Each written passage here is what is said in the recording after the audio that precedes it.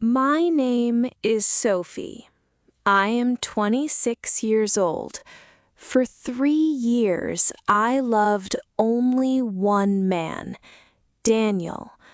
I trusted him with everything: my heart, my body, my future. We even talked about marriage sometimes. That night, Daniel texted me first. "Come over. I miss you."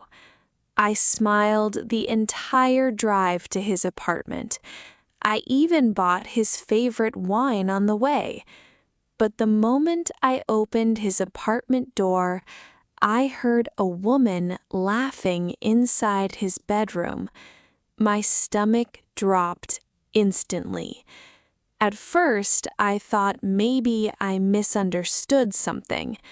Then I walked closer and saw Daniel kissing another woman against the wall beside his bed. His hands were all over her. The wine bottle slipped from my hand and shattered across the floor. Daniel turned immediately.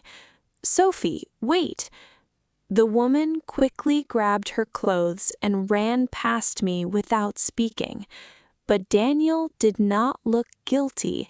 He looked annoyed, like I had interrupted something important. Then he said words I will never forget. "It's not as serious as you think." I stared at him in disbelief. 3 years together, and somehow he still thought I was stupid enough to believe him. Then suddenly another voice came from behind me. What the hell is going on here? Daniel's business mentor, Adrian Cole, was standing in the open doorway watching everything. For a few seconds, nobody moved. Daniel looked completely shocked. Adrian looked at the broken wine bottle on the floor, then at the half-dressed woman running toward the bathroom. "You invited Sophie here while this was happening?" Adrian asked coldly. Daniel looked embarrassed for the first time all night. "It's complicated," he muttered. I almost laughed hearing that. Complicated. That was the word cheaters always used when they got caught. Adrian turned toward me slowly. "You should leave," he said quietly. Not rude, protective. That made Daniel angry immediately. "Don't act like you care about her," Daniel snapped. But Adrian ignored him completely. Instead, he picked up my coat from the couch and handed it to me gently. My hands were shaking so badly I could barely hold it.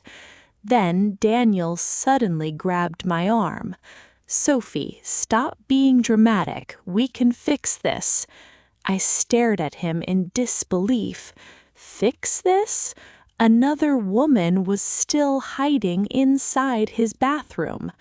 Before I could answer, Adrian stepped between us and pulled Daniel's hand away from my arm. "Enough," Adrian said sharply. The room went silent instantly. Then Daniel looked directly at me and smirked. "You'll come back," he said confidently. "You always do."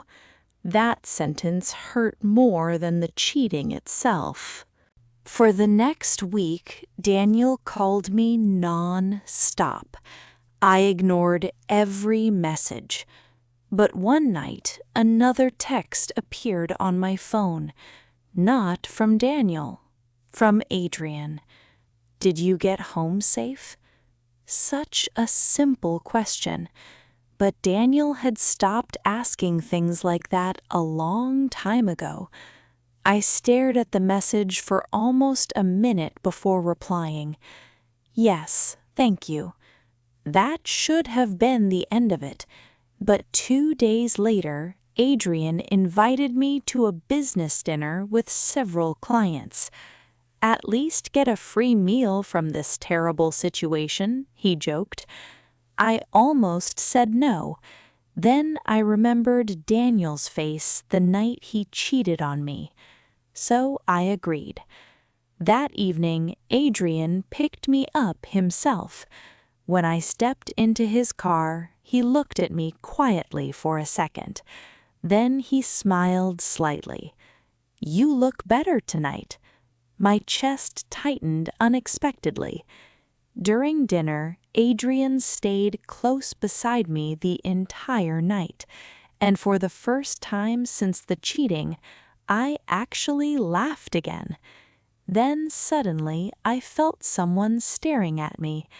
I turned slowly and froze. Daniel was standing across the restaurant, watching us.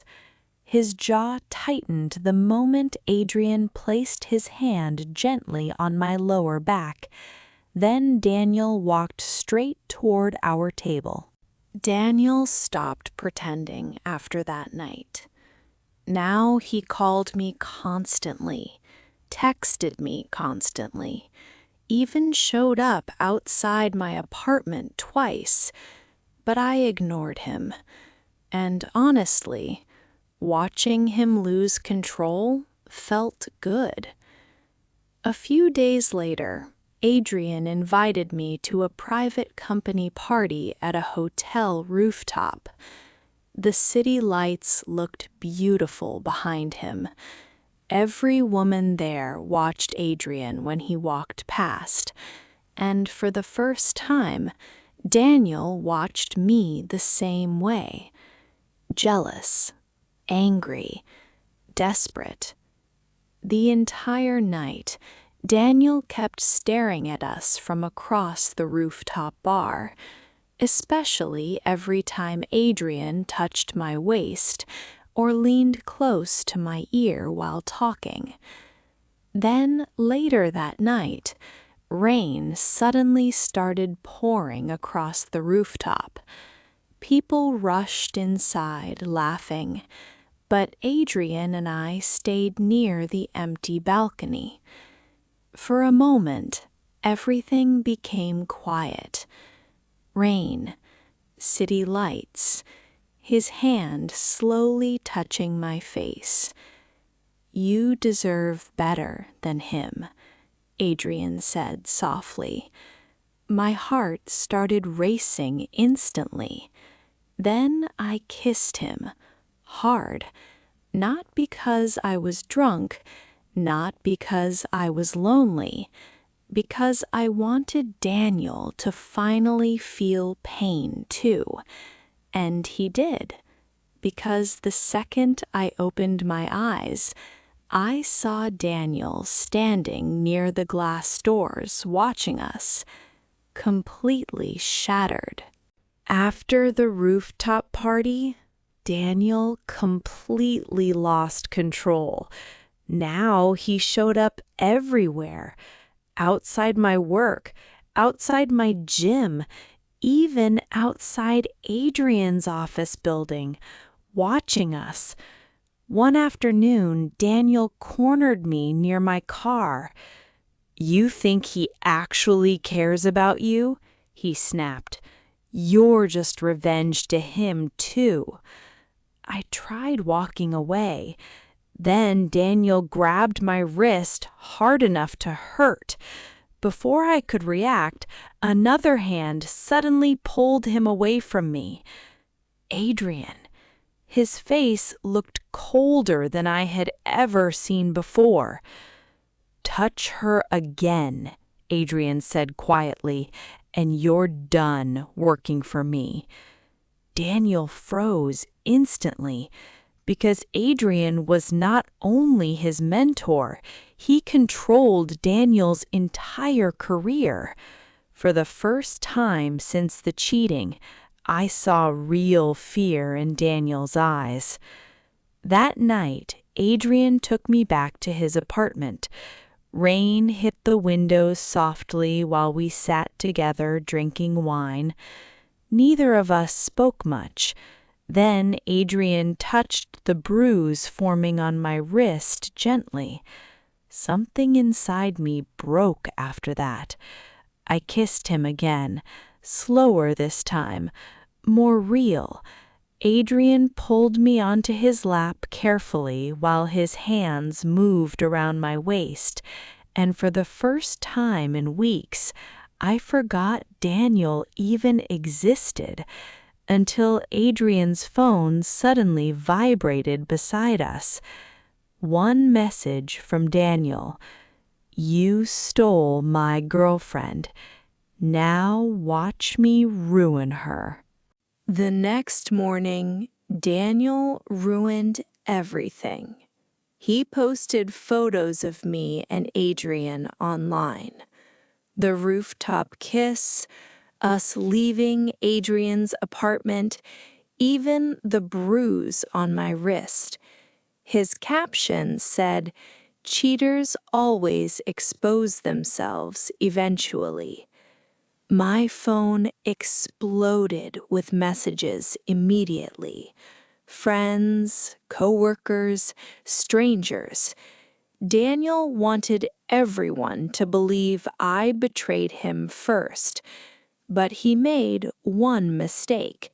He forgot people already knew he cheated on me. That afternoon, Adrian called an emergency meeting at the company office. Daniel arrived looking confident, like he had finally won. Then Adrian connected his phone to the large screen in the conference room, and suddenly, security footage from Daniel's apartment appeared in front of everyone. The woman, the kissing, everything. The entire room went silent. Daniel's face turned white instantly. Then Adrian looked directly at him and said, "You destroyed your own career the moment you touched her." Daniel tried speaking. Nobody listened anymore. For the first time since that night, he looked small, weak, humiliated. Then Adrian walked toward me slowly in front of everyone and held my hand. And Daniel finally realized something terrible. He did not lose me because of Adrian. He lost me the moment he stopped respecting me. 3 months later, Daniel was gone from the company completely. Nobody trusted him anymore. Not after the cheating, not after the lies, and definitely not after the public meltdown he caused online. One afternoon, I saw him sitting alone outside a small coffee shop. For a second, he looked almost unfamiliar to me, tired, angry, broken. Then he noticed Adrian's car stopping beside me. The moment I stepped out, smiling beside Adrian, Daniel's expression changed instantly. Regret, real regret this time. But it was too late, because I was no longer the woman begging for his attention anymore. That version of me disappeared the night he betrayed me. Later that evening, Adrian wrapped his arms around me while we stood together on his balcony overlooking the city. "You okay?" he asked softly. I smiled and nodded, because for the first time in a long time, I finally felt at peace. Not because Daniel suffered, but because I survived him, and somehow that felt even better than revenge. If you enjoyed this story, Comment below and tell us, did Daniel deserve everything that happened to him? And don't forget to like and subscribe for more emotional revenge dramas like this.